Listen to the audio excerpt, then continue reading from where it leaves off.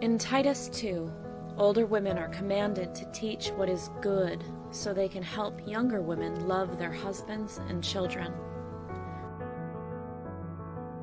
On today's show, you'll hear from older women who will share timeless, relevant biblical wisdom and personal, profound life experiences to help answer your questions and teach what God says is good so you can be the wife and mother you were created to be. Welcome to another episode of Older Women Likewise.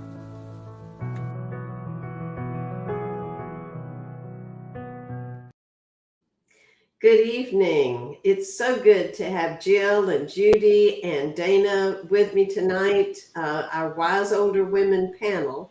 And we're going to be talking tonight about multi-generational communication. In the opening description, I said, we're older than somebody and we're almost all younger than somebody, although there's a lady that lives here in our community who's 103, so hard to find somebody older. But anyway, we want to talk about the multi-generational. In our congregations, we may be the oldest, but we may not be, but we certainly have younger people, the generations that are younger than us. We're an aging congregation, so we're really probably more like about two generations at our congregation. But Jill, y'all have younger people, don't you? At your place? Yes, we have some with little ones and up to 90. So, and everybody just talks to everybody. We just have really good communication but it's a small group, but just love each other. It's great. That's wonderful. How about your group, Dana, where y'all worship? We're very small, but we're kind of, from mid 70s. And I mean, we even have a couple of kids and, but more older, but, I'm kind of one of the older, but not the oldest, and, but we're very small. Yeah. So I've been in like Jill's congregation, we're from babies up to 90 years old. So we have lots of generations. And the Lord helps us with being able to talk to one another. And being a Christian is what helps us and makes this all possible for us so that we can talk with one another. I ask you all to find some scriptures that help us maybe with this topic. Did you find something you'd like to share this evening? Sure. Okay. Well, good, because I was going to be really disappointed. Yeah. Well, I was thinking first Deuteronomy, Exactly. chapter 11, verses 18 through 21, where Moses is given the law, and now he's telling, instruct your children and talk with them at every time, in every way. Put them on the frontals of your forehead, put them on your doorpost. And you can take that literally and figuratively, I think, that the words of the Lord are that important that they should be shared with our children continually. Yeah, that's good. Dana, how about you? Well, I found several, but the first thing that struck me was Titus, the whole book of Titus. That's what it's all about and you've got this young preacher who's instructed to teach everybody. And of course, then you've got, our namesake for older women likewise. In Titus 2, the older women are to teach the younger women to do these things. But in the first chapter where he talks about appointing elders, I mean, it's the older men and what are they supposed to do? And particularly let me find it here. Oh yeah, the elder, he must hold firm to the trustworthy word as taught so that he may be able to give instruction in sound doctrine and also to rebuke. And one of the most fascinating ones to me in Titus is at the end. He says, to Titus in chapter 3, I insist that you do these things, that you teach these things. So, there we have the older, the younger, the men, the women, they all have instructions to teach and communicate. I mean, and teaching is communicating. Right. You can lecture me all day long, but if I'm not learning anything, then you haven't taught me. I guess some of y'all know that as being teachers. And so, he's to teach them. That means get that instruction across to them, which is communicating. Yeah. Very good. Judy, how about you? Yeah. Well, first I want to comment on what Jill said. Excellent scripture there. And the thought, my daughter-in-law, wonderful, wonderful girl, when the kids were really little and you walked out, you took a walk here and there. And do you know who made that tree? Right. Do you know where that grass came from? And so that scripture reminded me of that, which is, really so important to constantly the sky, everything, so you could talk about that. But anyway, what I did is I went to 2 Timothy and Paul speaking to Timothy and how, because I went on the word communication maybe a little bit different. So he, in 2 Timothy chapter 1, starting like in verse 3, he thanks God. So he's very, he expresses his thankfulness for Timothy. He tells him how he prays for him, how he, without ceasing, I remember you in my prayers night and day. So he, in his communication to him, he's being, I would say, loving and kind and really nice and gently desiring to see you. He's his whole demeanor of how he's speaking to Timothy is a form, I believe, of communication, which is a form that is gentle and just really nice. And he's positive. He talks to him in a positive way. And I just thought that was really good. And then I just could not stop going to Proverbs. Right. It always draws me to Proverbs. Yeah. I just couldn't stop. Proverbs 4. Let me see if I've got them. Let me see here. Just bear with me one moment. Proverbs, I've got 4. Yeah, Proverbs 4 and verse 10. Okay, 4:10. Okay. And so here is the writer of Proverbs. And first he says here in this verse, hear my son and receive my sayings. So he's communicating many things to his son. Okay. In this particular, looks like it's a lot about wisdom, gain wisdom. Wisdom's good. Oh, so that's where I went. I went to Proverbs. There were several. There were several Proverbs that I went to where he speaks, to my son. So, yeah, that's where I went. Good. Those are good. Very good. Yeah. Jill? I agree, Judy. I think you could say the whole book of Proverbs is communicating one generation to another. Right. And the 31st chapter, I thought of, we talked about it earlier in the series about a mother instructing her son. Yes. So yes. We have so many examples, not just doing it, but how to do it. Right. Absolutely. Very good. Said. Those are great scriptures. Thank y'all so much. And we, and our listeners know, because we're always talking about the Bible and the scriptures that guide us. And we encourage all of you, as you communicate with one another, that you let the Bible guide you as well in that. We're going to talk some about tips for older people who are talking to younger people. How can older people have better conversations with younger people? So one of the things I thought about was older people can show vulnerability, show themselves vulnerable, that open themselves up to that you're not perfect, that, you don't, I'm talking to you. Maybe I have some advice for you. Maybe it's good, maybe it's not. But it's not like I'm perfect. You just sit there and listen to me. If we can show that we make mistakes and we don't always know the right thing, just that vulnerability and openness, I think is, to me, that's a real key to that. Dana, you have a thought for us?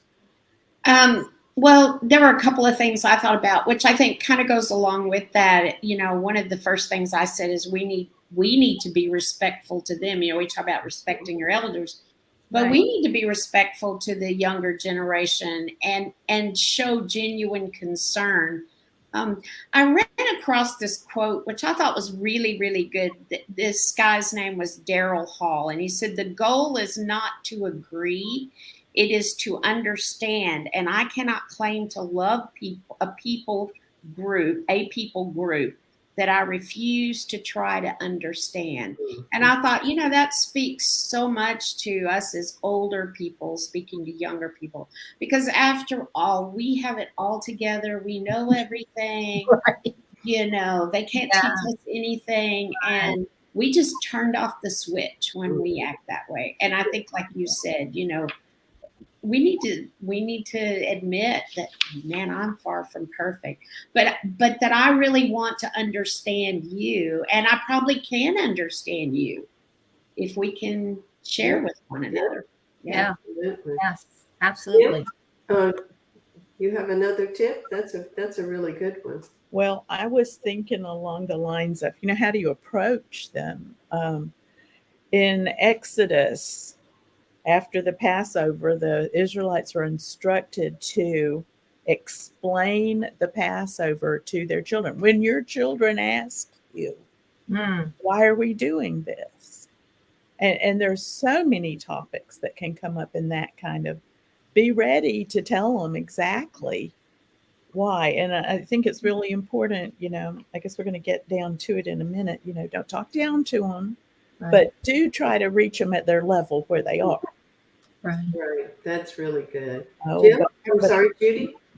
Yeah, I was just going to say that's an area I know I fell short in raising my children, where I would just kind of say, well, you do this because I told you, I said to do this. Yeah. And you need to do this because it's a good thing. You need to do this. Just listen to me. I'm your parent. I'm telling you this is good.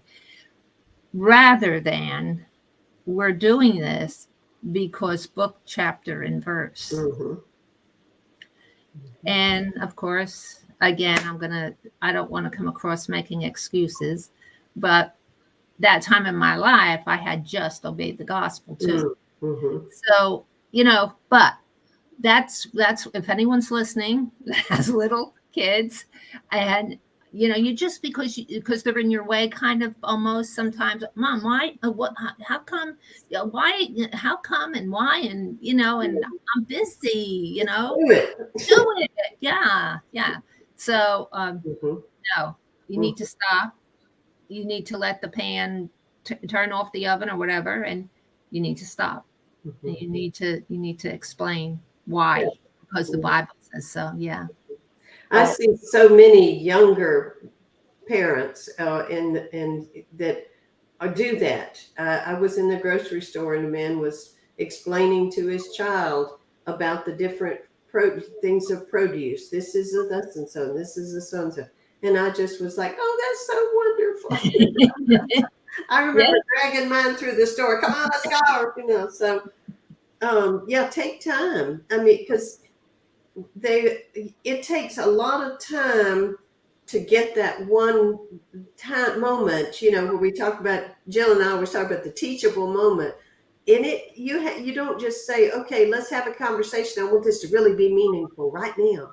I mean, you have to work up to it. So you just have to take time. And one of the things I thought of was I'm sorry, go ahead, Dana. I see. Well, I was just going to say, kind of along with what the two of y'all were just talking about, and these teachable moments and so on. And we tend to, and we are looking at scriptures, and I understand that, so I'm not faulting that, but we tend to when we have a discussion like this, it's like, okay, well, this is how I'm going to teach this gospel point and this gospel point. Mm-hmm. But you know, when I'm a parent who will take the time in the grocery store, like the father, I'm building a relationship. I'm interested in all aspects of your life. And I think that's what we have to do in order to have a relationship, so that when I do want to do a teachable moment, they'll listen. We have they'll listen. We have a relationship. Yeah. And so I've cared about you, and I've shown interest all these other times. Mm-hmm. That's what I'm doing now. Sorry to interrupt you. Yeah. No, that's good. The one thing I was changing gears again, is older people need to be aware of the baggage that their words carry.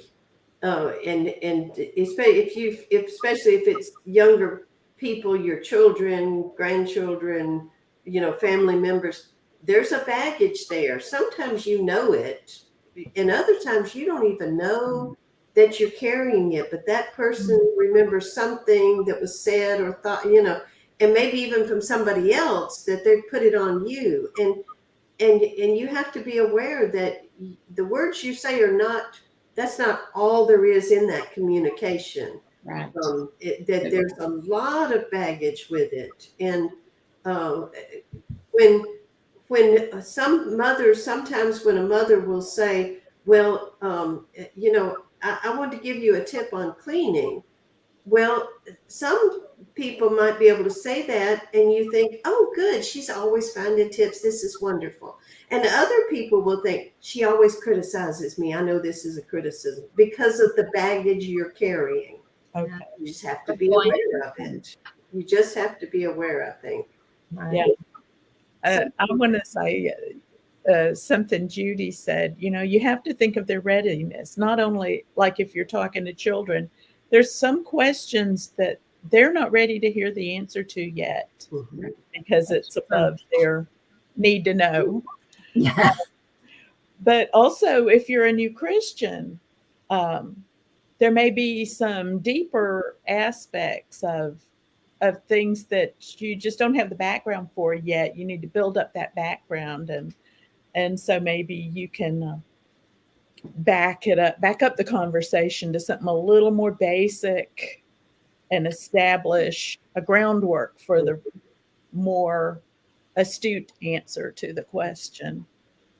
That's really good. And I want to bring on this comment by Tamara Forsyth.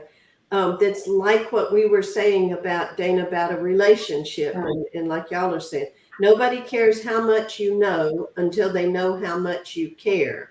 Amen. Attributed to Theodore Roosevelt. And that's really important as we are older people talking to younger. If they just think you're talking to them so you can berate them or so you can tell them what to do, unless they know how much you care about them, it doesn't work exactly, your communication. But I want us to go to some tips for younger people to talk to older people. And I kind of think about, like, what would you like younger people to do talking with you, and what are some things you wish you had done as you were talking to old people, or you do now as you're talking to, as my grandson once said, real old people, not just old people like us, but real. So, in other words, I love that expression. So any thoughts on that? Judy, your turn. Sure. The question again? What younger people talking to older people? Okay, got it. What are some tips to get a conversation? Right. Started is keep it going. So here's the thing. What I've got here applies both ways. Good. It applies both ways. Okay. So in let me see, James chapter 1, verse 19. So then, my beloved brethren, let every man be swift to hear, slow to speak, and slow to wrath. So it's really important. I've learned through the years, one of the best things I can be to anyone, younger than me, older than me, is to be a good listener. Mm-hmm. Because when you're a good listener, you are really, if you're a good listener, you are listening to what the person is saying, and you're not developing a plan in your mind of how you're going to rebuttal Right. before they're finished. Yeah. You know? So I mean, and because you just know they're wrong. Yeah. They're wrong. I know they're wrong. So and you've already got this plan going on in your head about how you're going to tell them how wrong they are. You really need to listening skills. So important. I had somebody in my life for many years who was so good at this, and he's a teacher, and you could see him listening. You could see him absorbing it. Never said a word. Let the person just finish. Because you know what? We think we know what somebody's going to say. True. But in reality, they might surprise us, They might surprise us. So being a good listener on both ends, the younger to the older, it works that way as well. Yeah. You know? Very good. Dana? So, yeah. That's good. That's my thing. That's good. Dana? Well, I kind of think, kind of like I said with the other, is, I want respect as an older person, and sometimes I deserve it, sometimes I don't. But I think that is a very important thing on both sides of the fence, kind of like Judy was just talking about, that we need to respect. And the Bible talks a lot about that. I love the verse in Leviticus 19, and some of y'all may have thought of that one, in verse 32, where it says, "You shall stand up before the gray head and honor the face of an old man, and you shall fear your God." How fascinating is that God would put fear of him in connection with my showing respect to an older man, to an older person. Yeah. If we've lived long enough to get our gray hair, then we've probably been around the block a few times. And it's just the wise thing to listen to someone who's older, and just to simply show that respect. If we're talking about communicating, like Judy says, if you won't listen to me, I'm not going to listen to you. And it's a two-way street. Yeah. And I believe very strongly that I need to respect young people.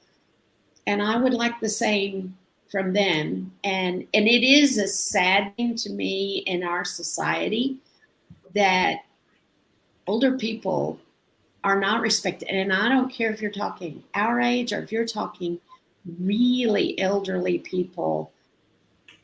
They're almost a nuisance. Mm-hmm. And I think that's it so much. They're often a nuisance to us. Mm-hmm. Well, that's not what God says. God says, if you respect them, if you will stand up before them, if you will honor them, then you fear God. That's a big warning to us. Mm-hmm. It's really good. So we've got listen and show respect. Jill, how about you? I was thinking of conversations with my mom, who's now, she's going to be 85 next week. 95, sorry. Wow. Be patient. She can't think of her answer as fast as she used to. They have to formulate their words. And sometimes it's true with the little ones we talk to, the younger ones. They have something to say, but it takes a while to put the words together to form their thoughts. But the other thing I was thinking when Dana was talking about the respect for the elders is, when I thought about parents communicating with their children, I thought about Eli and his sons. Mm-hmm. And he was held accountable for not restraining them. And my question in my mind is, did he just get tired of saying it? We know he knew, and we know he said things to them to tell them, what they ought to be doing. Right. And right. So maybe we need to be patient in that way too. Continue to approach the subject if it's important enough. One thing I thought, just again as a practical, aspect of having a speaking conversation. Like you said, be patient, wait for the answer. Right. And my thing is enunciate clearly, slow down, speak at least half, not quite half, at least a fourth as slow as you do ordinarily. Because the older we get, the slower we process language. And the older person, if they continue to say to you, what did you say? What? Then try slowing down. Probably the volume is good, but it's too fast. And mostly when we're younger, we talk a whole lot faster. We get older, we talk a little more slowly. But just give them that time to slow down. I mean, slow yourself down, because they may not hear you, they may not understand you, but they're going to act like they do because they are enjoying the conversation. They're so happy to have you with. They're just going to do whatever it takes so that you'll keep talking to them, because you're giving them that attention that they enjoy. I mean, we all like that. And so you want them to understand, take your time and be patient. I like that a lot. Jill, another thought? To your point, the communication is more than just the words that you say. Yeah. So keep that in mind and all. What are some tips when the older people are just giving you advice? Do you have something else, Jane? I'm sorry, that would fit that question. Just listen. I mean, it goes right back to show enough respect to listen. And, honestly, in today's world, we all have plenty to keep us busy. We all have plenty of things to entertain. I really don't need to have, let me rephrase that. That's so bad. I don't always have a desire to have all these conversations. I'm an introvert. I know you don't believe that, but I am an introvert. And I say this, this sounds terrible, but I really like my own company. I could just spend my days all by myself. Mm-hmm. But if a young person is willing to sit and communicate with me, what an incredible blessing, and vice versa. Because I'm an older person, and if I'm willing to sit with you, who's 2 generations younger than me, then show me enough consideration to do the same, and vice versa, and we can both gain and prosper from that relationship. Yeah.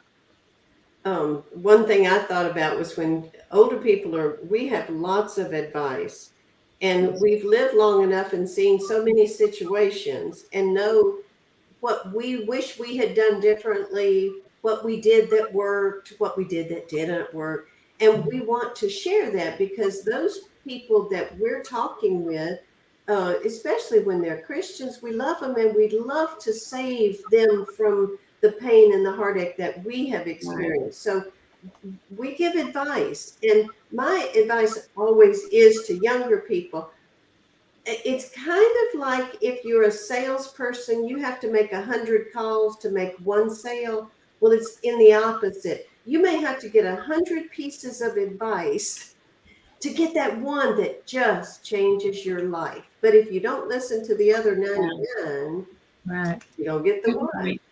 And I have always taught my children to say, when especially unasked for, there's a better word, advice. You didn't ask for the advice, they're just giving it to you. Thank you for your concern. It just makes me happy to know you love me enough to advise me. I appreciate that. And I mean, old people don't give advice to younger people because they don't like them. Right. No. Generally, it's because they love the younger person and they're trying to help. And just thank you that you. And as I told my own, you go on and do what you want to do. Yeah. Saying thank you does not bind you by contract to do it. Right. It's just thank you for thinking of me. And Yeah. there are many ways you can say that, and then you're done. You know, if it's terrible advice or if they doesn't fit. So that's my other one.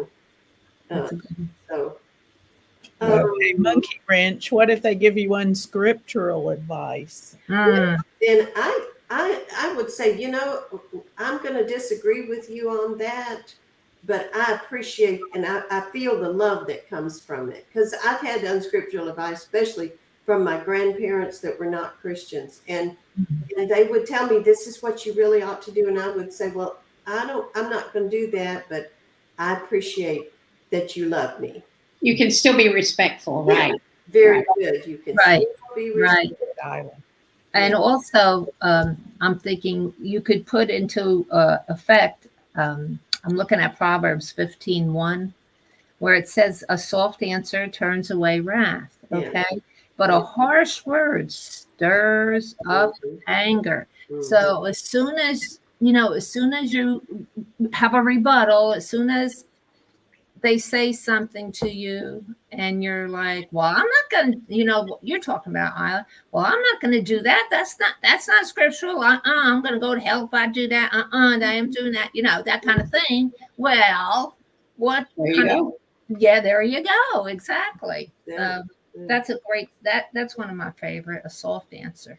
Yeah, I love that. That's true. So often. Mhm. Well, sometimes it can be hard to start that conversation, and we were thinking. I wanted to think of some. How do we open up a conversation with an older person that you don't see very often, and you're trying to have a meaningful conversation instead of "Hi, how are you? I'm fine. How about you?" You know, and with a younger person, oftentimes I tell people I either feel like I'm interrogating you or interviewing you for a job. I just have a hard time with the without it be if it's just all questions.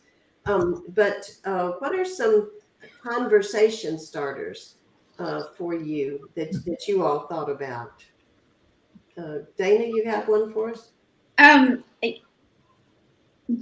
I always try and get them to talk about themselves, Mm-hmm. and I don't care who you are. I'd rather let you talk about you. I mean, we all like to talk about ourselves to some degree, but I try not to always be the one. And one of the things I will often say, especially to younger people, is, "What do you like to do in your free time?"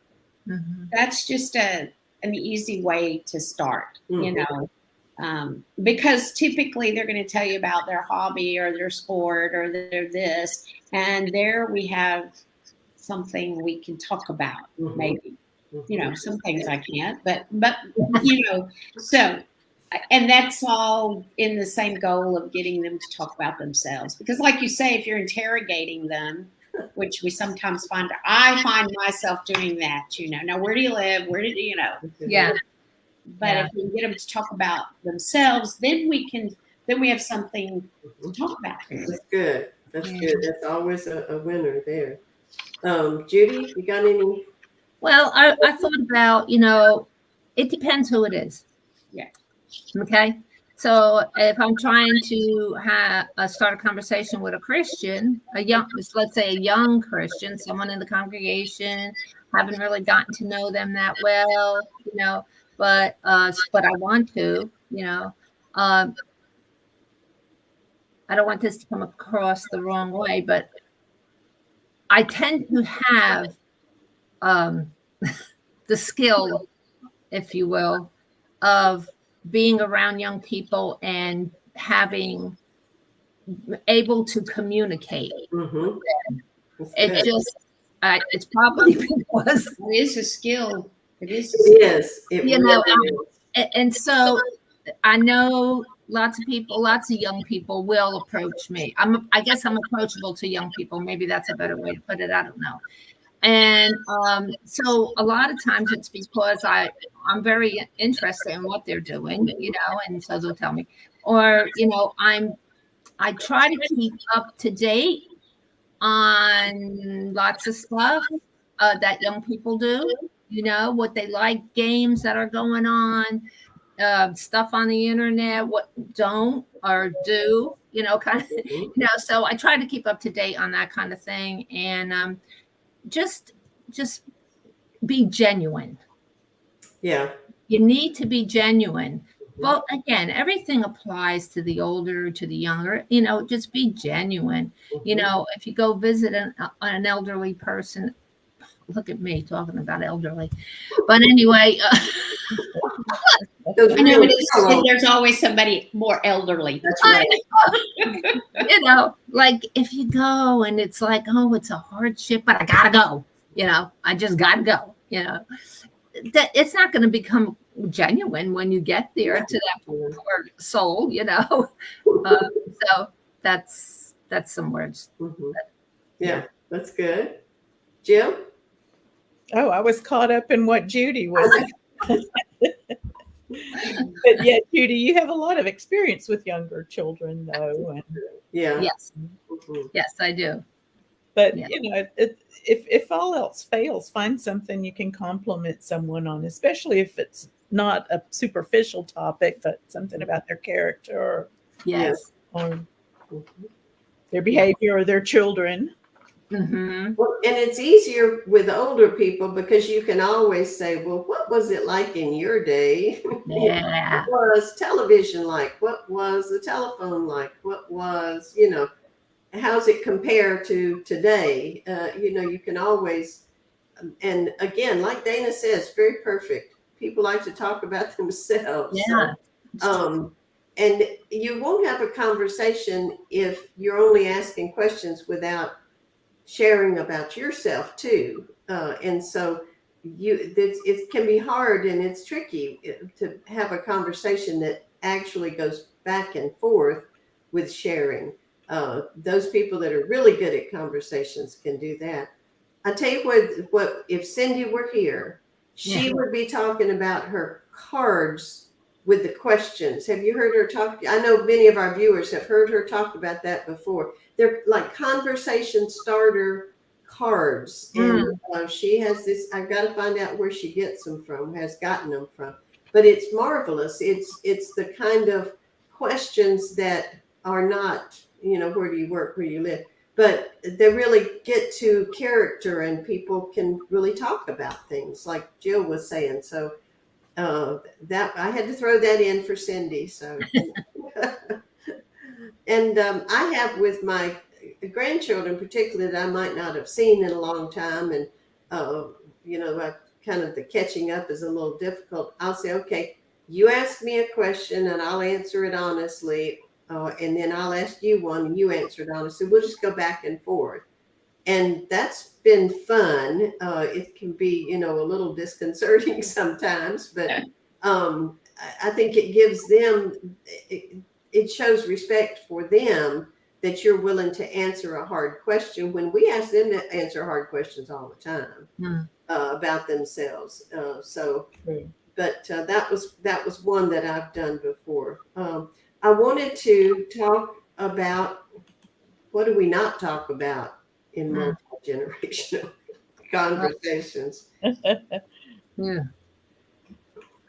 Well, politics was the one that I thought about. We always say don't talk about politics. So. Well, that was my number one. Oh man, Don't do politics with people. Yeah. Let it go. That's right. Yeah. Even if you share my views, I really don't want to know all of it. Really, that's the truth. I'm done with it. I'm so done with it. Oh yeah. What else do you think of?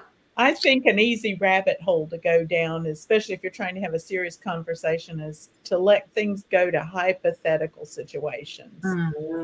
I just like to leave those alone. What ifs? Yeah. Let's talk about real things. Yeah. That's a good point. And another thing is past wrongs suffered. I don't want to hear all your problems again that you've already told me 2 times, because it makes us both feel bad, and neither one of us can change any of that. That's already happened. Yeah. And sometimes, it's wrongs that were done by a third party, but sometimes it's to one another. I don't need to talk to you about, again, how upset you were about so and so. If I've apologized, done what I can to make it right, let it go. Just, and if it's the outside, a third, fourth person, Then deal you with it. And, getting into gossip, mhm. slander, and we're Right, definitely told to stay away from that. right, for sure. Dana?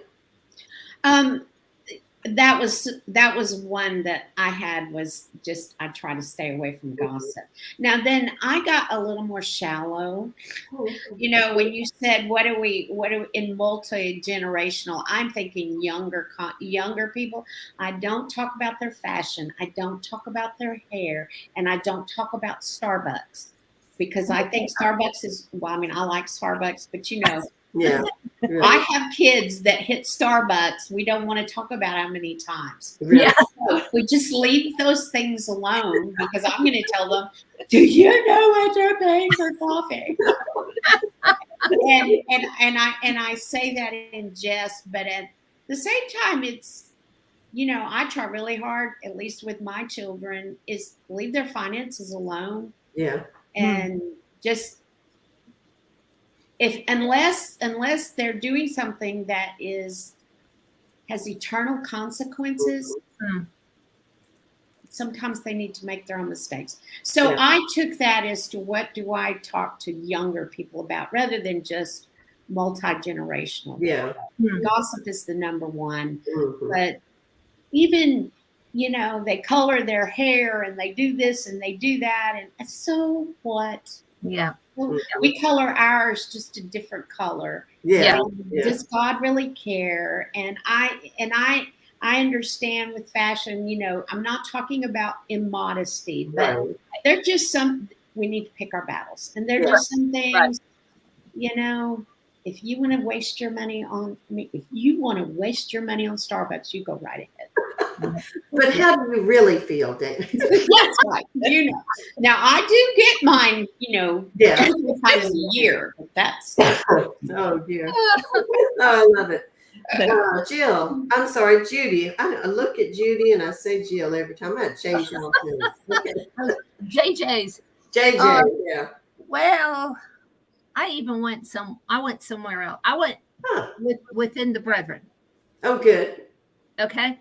So there are some of us who think there are things identified as matters of judgment, but not everyone does. Mm-hmm.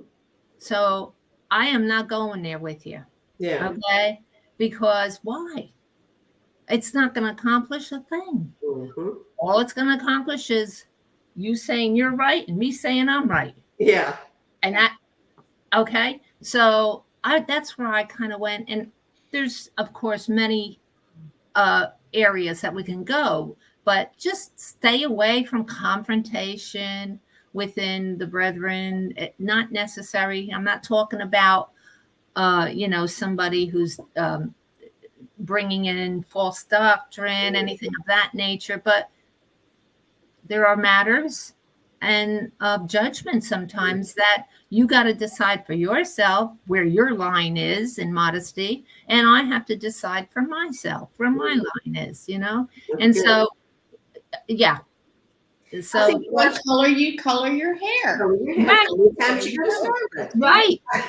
I think once you have in a conversation one time determined that judgment, in other words, I said, oh, I didn't know you did so and so. I never had thought that was right. And but this is why I think it's right. This is why I think it's right. Then that needs to be the end of it, unless there's new information.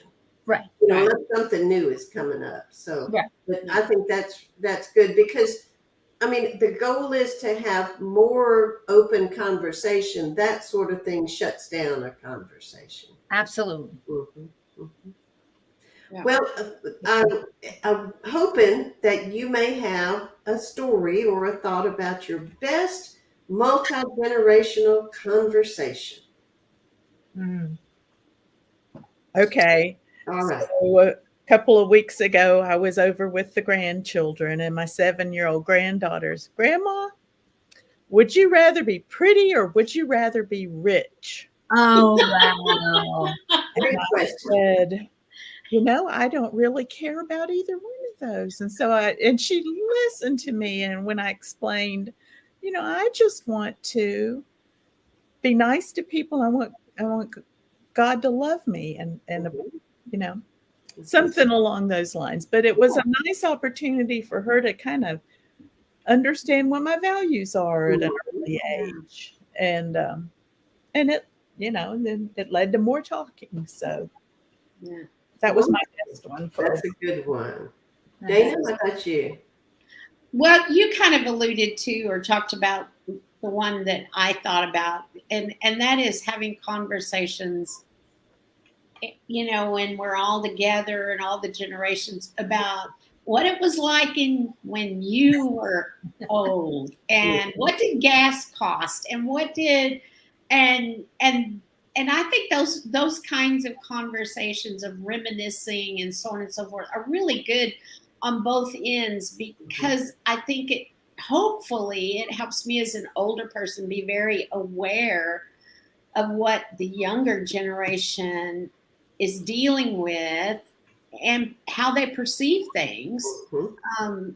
But at the same time, it helps me to understand why my parents thought, everything we did was stupid, and vice versa. And those are always great conversations to me, because it connects us all on a level that we can all relate to in one way or another. So that's the kind of conversations that have been fun to me. I think my best multi-generational was on a trip. My son-in-law and I took a trip going to Georgia so he could see his dad who was dying, and I had to go back home anyway, so we just drove so he'd have his car and he wouldn't have to drive by himself. Long story. But anyway, we listened to Bible podcasts on the way. It really, we listen to one and then we talk about it, we talk about, and then we listen to another, talk some more. And it went off from the podcast, of course, to other things that were more personal. But it was so much fun, and we just absolutely talked the whole trip. And it was so pleasant. And to me, that's one of my favorite times that I think about how wonderful it was to be able to communicate like that without that. And we've always had a nice relationship. It's not always been perfect, but it wasn't like, okay, we got all this baggage and this and that. I was just two people talking, and it was such a joy. It really was. And so that the common bond that you had, sharing the common thing. Yes. That's exactly right. And when you can find that, like Jill with her granddaughters, talking about your character, the things that are your values, and bringing in scripture and talking about the Lord, such a joy. Jill, how about you? I'm Judy. I'm changing your name to Jill. Yeah. Anyway. Well, for me, I've got a granddaughter that I'm extremely close to, and she just went off to college. And she will sit with me, and this is going to go back to what Dana said about talking about yourself. She wants to listen to what I have to say about. It's mostly about how I grew up, because it wasn't your typical. So your typical, maybe in the church, I should say. There's, So we are bonded, and I'm texting every other day now because she's off to college. And so those conversations, there's been several, and they're just priceless. They're just priceless, because it's all genuine on her part as well as on my part. And the last time this took place, her mother was there too, my daughter-in-law, and the two of them were just all ears. It was really, just a wonderful time, because you know that they love you. Mm-hmm. You know. Yeah, So, that's right. You really feel that when you talk to someone who's wanting to hear what you have to say. I mean, that's yeah. wonderful communication. Yeah. Yeah. Well, I think that about wraps up what we were talking about, have been talking about, that communication between generations, and and we have a comment. My youngest granddaughter likes to hear stories about when I was growing up. And um, as Dana was saying, we love to talk about ourselves, and we love for the things that we have experienced to be helpful to younger people. So, one of the tips for younger talking to older is just ask a question and sit back and listen and enjoy. So, Yes. we will. So, I appreciate y'all being with us tonight and talking about this. Next week, Cindy and Ashley, her daughter, she's been on the program, but it's been a while, and I are going to talk about our trip to Israel. And we're going to talk about our first touring day in Israel. Dana says the first day when you fly over doesn't count. And I'm so glad, because That's right. It didn't count. I have a few pictures that Ashley took from that first time. So, the first day. So we'll get a lot of pictures, and we want to show you what we saw and how we related that with scripture and Bible accounts of people, and also the joy that we found in the trip and in being together. So I hope that you'll be able to watch that with us next week. So again, I appreciate all of you for being on the program, and thank you to all our viewers and listeners to the podcast later. And so, good night. Good night. Good night, everybody. Good night, everyone.